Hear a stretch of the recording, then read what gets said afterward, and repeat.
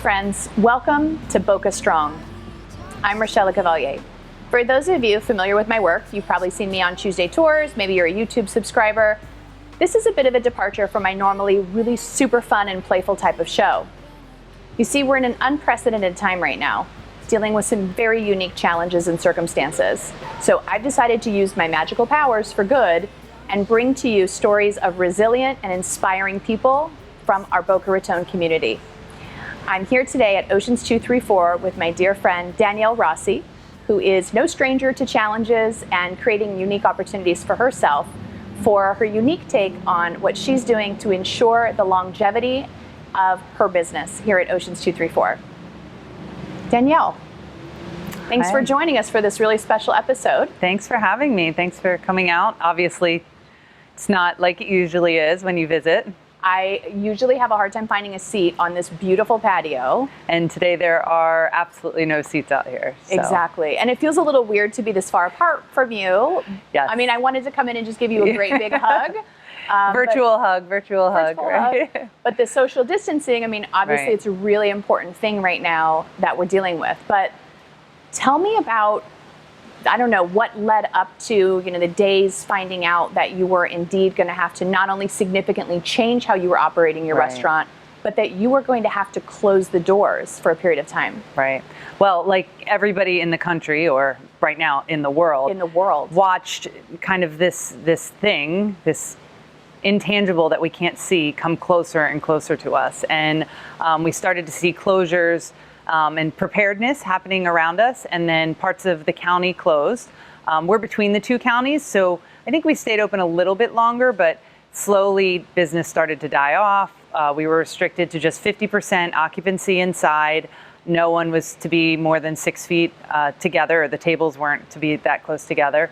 And then last Friday we had to close our doors permanently. So it's just been a very difficult time. It's, like you said, unprecedented, and no one has a rule book or a disaster preparedness for this, because it's unlike anything that we're used to or that we've seen.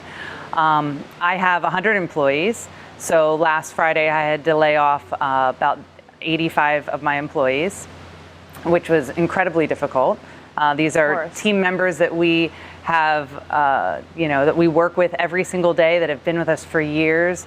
But with no revenue, a restaurant cannot sustain. So we've, as I saw this coming closer to us, I thought to myself, what can I do? How can we pivot? And the first thing that came to mind is takeout. Everybody, the governor said— We're seeing a lot of that, Yep. actually. I've been trying to support local and going to this takeout this night. I mean, honestly, I can't have this much sodium in my body, but it's like I'm really trying to support local, but there's only so far. That's right. We're mutual friends with a couple of restaurateurs, and they've shared with multiple restaurateurs have shared, listen, we can't really survive on takeout alone, even in the best of times. That's right. It's interesting. They said takeout, and everybody said, oh, that's great, you can do takeout. Well, I don't do takeout on a regular day. My business model doesn't lend for takeout. Our food doesn't carry well. It's just not something that we typically, do. Now, the restaurants that do well in that space, your pizza and, some of the other concepts do really well there. Asian, some of those concepts. It's not enough. Yes. And so for me, I knew I'd be dead in the water if I went that route, and I had to come up with something different. So I was sitting with my rep for one of my big suppliers. Yes. And that day I had gone to the grocery store and saw that there was no food on the shelves. It's eerie, right? It was There's terrible. no food. Worse than a hurricane. I mean, with a hurricane we have food. I'm like, what is going on here? And I'm sitting with my rep, and we're discussing just the state of where we're at right now. And I'm saying, our customers can't get food, our employees can't get food. And he looks at me and he goes, yeah, but I can get food. And I said, yeah, you can, but I can't. I don't have an open restaurant. And he doesn't have anybody to sell it to. He doesn't, exactly. So we literally kind of looked at each other, and I was like, I have an idea. Like that. Give me a minute. And I went to the back end of my website, and I was like, how can I build this out to work? And and timely, right? Because people want food and need food today. That's right. And there are only so many days you could remain shut with no revenue. So I got to work on it that afternoon. I think I stayed up all night that night, build out our site, I was on the phone with my rep, because remember, restaurants get food prepared one way, and then how you get food from your Publix, your Costco, your Whole Foods is a completely different supply chain and looks completely different. Well, and I have to tell you, I have worked in the restaurant industry in my formative years, and the quality of meats, seafoods, even produce in many cases, it's very different. So when I saw on your Instagram, I saw these gigantic, like marbled ribeyes and that salmon that I normally eat when I'm here, and I thought, A, my friend Danielle's a genius, and B, I'm gonna order some of this. I'm gonna order a bunch of it and have it in my freezer, because normally, you know, the average consumer doesn't even have access to those qualities of meats and seafood. Yeah. So that it was great, and it was, you know, the first thought in any business is, how can I provide value for my customer? Yes, of course. How can I give value to my guest? And in turn, how can we keep some people employed here still? Yes. So, you know, I have my management team of 10, and I said, if we can get this off the ground, this could be something. And in most business models, this is like starting a new business. You sit down, you write a business plan, you figure out logistics. But you literally did this in a number of days. Oh, am I right? We did this in hours, inside of hours, literally overnight, and we had our first order the next morning. And my team was turning to me, they're like, how are we gonna fulfill this? And I was like, we'll work it out. I have everything on order. And it was literally just like, we came in the first morning, we had 60 orders in the first morning. Wow. And I had delivery, we had to map out routes, we had to figure out pickup, and then on top of it, we've got to figure out, how do we stay 6 feet away from each other? Yes. How do we not come in contact with our guests and keep ourselves safe? Yes. And as you can imagine, it just, you know, is very, very challenging. Well, you are, I mean, in many ways, like an operational genius, just in my experience. So if anybody could figure it out, it would be you. But certainly there were a lot of challenges in there. Yeah, it was it was tough. And then on top of it, you've got the emotional distress of, we just laid off so many of our team members. All of us are, you know, trying to prepare our families, right? Prepare our personal lives. There's the uncertainty of, how long is this really going to last? And we still don't know. Is that true? We still don't know. I mean, you have no end in sight in terms of We're making decisions right closure. now, 1 week at a time. Okay. Who's going to get paid? We're going to do it 1 week at a time. Are we going to stay open, sustaining this model 1 week at a time? Because, you know, I've had thoughts, if this gets too bad in our area, do I want to continue to do this? Does it feel like we're putting ourselves in danger? That's a good question. So those are all things that we're, you know, monitoring every single day. It's such a fluid situation. So it sounds like you're just trying to keep as many of your team employed for as long as possible. That's right. If we can right now sustain, you know, like I said, my 10 from my leadership team, and then from there, we decided that we do have a delivery fee. And then everyone has been so supportive in the community, providing tips. You know, they want to tip my team that delivers their food. So we came together and said, let's take our delivery fee and our tip and start collecting that for our non-working team members. So for everyone who's laid off, it's going into a pool. That's right. To help to give them something. That's right. So we've started to do that this week, and we had such an amazing response from so many of our great customers, you know, that have just been, you know, here, oh, this is for your other team members, here's an extra 20, you know, it's been amazing. And then next week we'll start putting together some care packages, you know, for those non-working team members, you know, providing them with basic food necessities, eggs, bread, you know, milk. We're kind of putting together what that will look like. So we can provide something, you know, while we're, you know, in this environment. In this, what even do we call it? I know. Like in this, I keep saying unprecedented, but I never wanted to say that word again. It's like we're in a holding pattern, but like not even a holding pattern. It's like the Twilight Zone. Something like that. Something like that. So are the majority of people who are making orders people who are already your customers? I mean, you're my friend. I follow you on Instagram. I love the restaurant. But the average person. Yeah, so our like I said, our first day we had like 60 orders. It was crazy, and by Saturday I had 3 days of orders, or maybe it was Sunday. I had 3 days of orders. So I sent out a survey to everyone who had ordered. How did you enjoy what you had? Is it something you'd come and do again? Are you just doing it because you're customers of ours? And the feedback was overwhelming. That's so smart to ask them. Yeah, and they were saying, you know, I'm a single mom. I have 4 babies at home, and I didn't even know how I was going to get them food, and this provided that service for me. And someone else said they were high risk, and they were at home, and they didn't know how they were going to get to the grocery store, and they were nervous to use one of these apps of somebody they didn't know, and it was they knew us, and they knew that we could provide that service, and they trusted us. So it was really amazing to kind of hear those kinds of stories that people were just like, I got one that said, "Oh my goodness, you calmed my anxiety today." It was the one thing that just calmed me for the day, because it was something that I didn't know how I was gonna get groceries. Wow. And we're really at that point in day-to-day life. How are we gonna get food? And well, and there is alarming. this like low-level anxiety. Yeah. I mean, I was sharing with you earlier.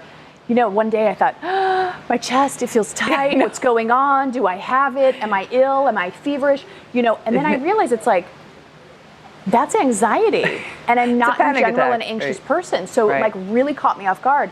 But I've shared that story with a few people, and they've said, oh my gosh, I have felt that tight feeling. Yeah. That like uncertain feeling, and like we don't know when it's going to end. We don't know how it's going to go. Anyone I can't think of any industry that's not going to be seriously impacted. Yeah. I mean, we did joke a little bit about the toilet paper industry. Might see a little bit of an uptick.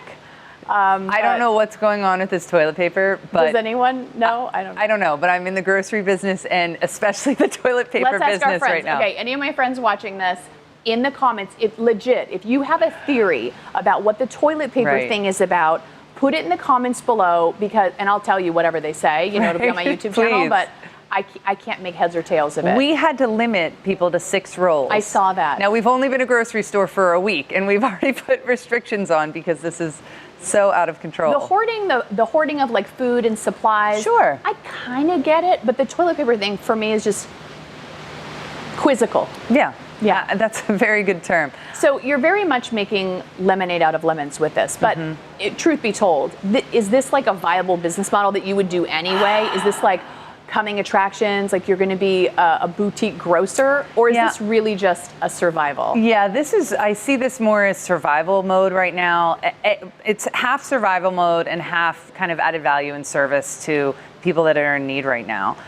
So if we can kind of bridge that gap in both of those ways, then that's great. I don't know if this is sustainable long term. Like I said, I can't buy the way Publix buys and Whole Foods buys, so it's much different. And I much prefer the restaurant business. I'd much rather have this place buzzing and busy, and worrying about the wait line up front. And me too. Yeah. Margarita rocks, no salt. That's my girl, tequila. Thank you. So it will be interesting, because the hospitality industry, while we've seen things like 9/11, we've seen the recession in 2008, we've never seen anything quite like this. This is definitely different. I mean, in my business, 9/11 felt very similar business-wise, as did 2008. Yeah. Maybe I'm a silver lining girl, but I was in both cases thinking, okay, how do I position myself to come out of this stronger than ever? And I'm not hearing a lot of that today from business owners. And I think part of that is that there's such a heaviness about it, and there's such an uncertainty. And I think a lot of that is predicated on that any person can be, like, no one is immune from this. 9/11, it's like, okay, kind of doesn't really hit my industry. This is touching 2008. And then we have our own personal health and well-being on top of our business concerns. So this one's a little bit different. As much as I like to be a silver linings girl and look at how to position coming out of it, it's a really scary time. That it is. And I just am trying to keep the news off, pay attention to the headlines, the things that I need to watch, because it's overwhelming to watch, and just take it literally day by day, sometimes hour by hour, or news conference to news conference for the updates on what you're allowed to do, where you're allowed to go, and how to protect yourself. So I think it's that uncertainty that is putting everybody in a massive pause. Agreed. You can't make a decision to do anything. So I think that's true. Yeah. So one of the things that really caught me when we first sat down is, like, literally, I felt a little emotional, I have to be honest. I saw the empty beach, the empty pier, and it's really like disconcerting. It's a little bit haunting. Right. I've been here for like 20 years, and I come to this beach every single day, and I've never not seen a soul on it. It is eerie. That is the word. And it's beautiful weather. It's March. Yes. This is our season. I know. And there's not a soul around. It almost breaks my heart that it's this beautiful outside. I said that yesterday. I said, I wish it was raining. It would fit the mood. It really would. Because you watch the news, you hear what's going on, and then you look outside and you're like, I'm so confused because it's beautiful out and it just doesn't match. No, it doesn't. Yeah. Well, thank God that you're a super inspiring person. Thank you. I'd love to leave our friends with some tips that they can take out. I mean, part of the purpose of this whole thing is to really contribute value to my community that I serve here in Boca Raton. So for our business owners and our people out there, let's give them 3 really strong tips that they can take away. Right. Well, I'd say when I started this process, meaning closing down, the one thing I knew, because I'd been through hard times before, was that we had to reopen. So that meant that there may be some layoffs, there may be some services I needed to end. I needed to do whatever I need to do between now and when this is all over so that we can reopen. Because helping anyone in that middle part is no good if we can't open long term to have sustainable jobs. So that was my number one goal. And I talk to a lot of people and they get kind of caught up in the emotion of what's happening. And sometimes they lose sight of that. And it's like, listen, we've all got to make a sacrifice from here to here to be able to reopen. I'm hearing put your own mask on first. That is 100% right. You've got to put your own mask on first before you can help the person next to you. Otherwise, the business itself doesn't survive. That's right. And then they don't have a chance to come back for their jobs. That's right. I had a call today. Someone asked me, are you giving food out to the community? Are you giving free food away? And I listened to them and I'm like, I don't think they quite understand what's going on, because hospitality is always there when something goes wrong, whether it's a hurricane or there's times of need. We're always there to feed whoever is in need, and we're not able to do that right now. Well, and that's when your doors are open and you still have customers coming in and spending money. That's right. Wow. And the margins are small, as in most businesses, and it's incredibly difficult. Wow. Yeah. So I'd say the second thing that I started to really kind of zone in on is we're going to lose our resources here, meaning and our money. So if you don't have resources, how can you use your resourcefulness? And that was me really tapping into that food chain that was coming here and filling that need that I saw in our customer base. So I think everybody has to look at their business model and even in their personal lives and figure out kind of, all right, we don't have money or income here, but we have other resources, other ways to collaborate. What can we do to kind of fill those needs in that gap there? Every website is template based now. It's easy. You just have to think outside the box and look at things a little bit differently. And it's, you got to do it yourself. Though, Danielle, I know a lot of really smart people who tend to minimalize how genius some of the things they come up with are. I mean, you're tomorrow speaking on a panel with the president of Cheney Brothers and some other executives about how creative what you've done is. Thanks. I mean, in all of South Florida, and I don't even know anywhere else, all I've heard restaurants doing are offering gift cards at a reduced rate, which I've been buying for my favorite restaurants. You're welcome. I love you guys. I want you to stay in business. And doing takeout service. Right. No one's done anything. I mean, I don't have any other fresh idea, but that you came up with a fresh idea. Right. So while you may be tempted to minimize, the genius of what you've come up with here and really taking your circumstances and creating some new opportunity, I think you're going to inspire a lot of people, not only in the restaurant business, but in every business that, okay, what can we do with what we have, the tools that we have at our disposal, our current core competencies, and the team that we have in place to be able to keep those businesses going. Right. And take care of everybody, just take care of their own 4 walls and the people that are in them somehow. And we've got to, like I said, think outside of the box and how can we provide value to our guests in any industry that you're in, because everybody's needs have shifted. So we've got to shift with those needs. I think that's 100% true. Yeah. Great. So, and the last thing is kind of a, you've got to stay positive. You've got to keep your head up. I know the doom and gloom of I'm not going to be able to pay my mortgage this month, or I'm not going to be able to, have money for whatever it is. Well, or having to lay off like 90% of your team. I know. I Heartbreaking. keep trying not to think of that, but everybody's in that same position. We're all in this together, and we're all going to get through it together. And I've seen so many businesses be proactive and say, whether it's FP&L or whether it's all of the cities saying, don't worry about your disconnects, we're going to defer payments. People are being proactive in saying that before we get to the end of the month. We're not even a week in, and everyone is trying to find a way to be a part of the solution. And that gives us hope that we're going to be able to get through this together. I think that's true. I'm seeing more collaboration than ever. Yes. People are really banding together. Right. Wow. Well, thank you so much for joining us. Thank you for coming out. It was absolutely a pleasure. Yeah, well, hopefully next time we'll be sipping margaritas. Yeah, I mean, that would obviously be a preferable scenario. Yes. Thank you so much for joining us for this episode of Boca Strong. Be sure to follow #Boca Strong so that you can see more stories of our courageous and inspiring Boca Raton residents.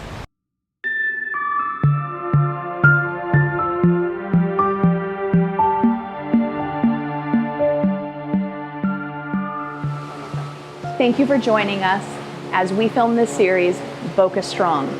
As we navigate together, but separately, this unique and challenging time that we find ourselves in, we're going to continue to bring you stories of inspiring community leaders and business owners in Boca Raton. In each episode, we will have in the comments contact information for the people featured in the show with either how you can help, how they can help you, or any other information that may be relevant. Thanks again for joining us. I'm Rochelle Lecavalier. Stay safe, stay healthy. Stay 6 feet apart.